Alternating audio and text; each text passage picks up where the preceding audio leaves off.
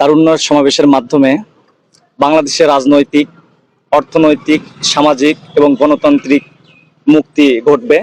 বগুড়াতে 2টি বিভাগের তারুণ্যের সমাবেশ। মূল লক্ষ্য হচ্ছে আমরা তরুণ সমাজকে আগামীর বাংলাদেশ বিনির্মাণের দেশনায়ক জনাব তারেক রহমানের 31 দফার প্রণয়ন এবং 31 দফার মাধ্যমে কিভাবে দেশ পরিচালিত হবে, এই বার্তাটাই আমরা তরুণ সমাজকে দিতে চাই।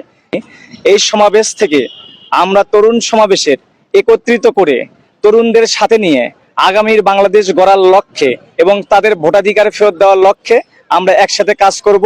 আগামীর বাংলাদেশ হবে তরুণ সমাজের বাংলাদেশ।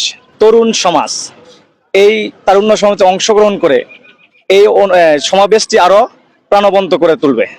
প্রথমেই ধন্যবাদ জ্ঞাপন করছি আমাদের ছাত্রদলের সাংগঠনিক অভিভাবক তারেক রহমানকে, যিনি রাজশাহী ও রংপুর বিভাগের তারুণ্যের যে রাজনৈতিক অধিকারের সমাবেশ বগুড়ায় স্থান নির্ধারণ করেছেন, সেজন্য তাকে ধন্যবাদ জ্ঞাপন করছি।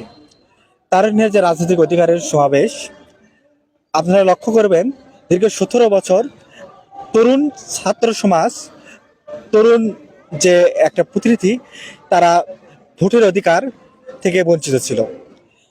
তাদের উদ্দেশ্যেই তারুণ্যের এই রাজনৈতিক অধিকারের সমাবেশ, যারা তাদের ভোটের অধিকার যেন ফিরে পায়, এই সমাবেশটি সফল করার জন্য আমরা সরকার আয়োজক ছাত্রদল উল্লেখযোগ্য লোক সমাগম নিয়ে আমরা উপস্থিত থাকবো ইনশাআল্লাহ, এবং সমাবেশকে সফল করব। বগুড়ার মাটি যে জিয়া রহমানের ঘাঁটি, খালেদা জিয়ার ঘাঁটি, তারেক রহমানের ঘাঁটি এবং ছাত্রদলের ঘাঁটি, তা প্রমাণ হবে ইনশাআল্লাহ। দীর্ঘ 15টি বৎসর এই তরুণ সমাজ ভোটাধিকার, সমাজের যে নৈতিকতা এবং সামাজিকভাবে যে তরুণ সমাজ পিছিয়ে পড়েছে, সেই তরুণ সমাজকে দেশনায়ক জনাব তারেক রহমান কাজে লাগাতে চাচ্ছে 31 দফার ভিত্তিতে।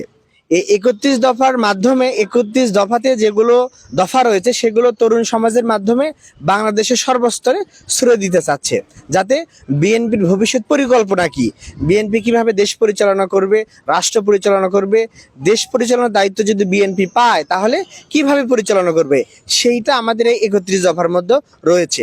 তাই তরুণ সমাজকে, এই তরুণ সমাজই পারে বাংলাদেশের পরিবর্তন।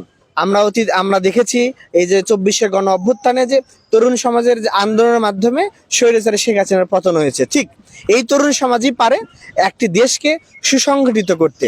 তারই ধারাবাহিকতায় আমাদের ছাত্রদল, যুবদল এবং স্বেচ্ছাসেবক দল যে তারুণ্য সমাবেশটি নিয়েছে,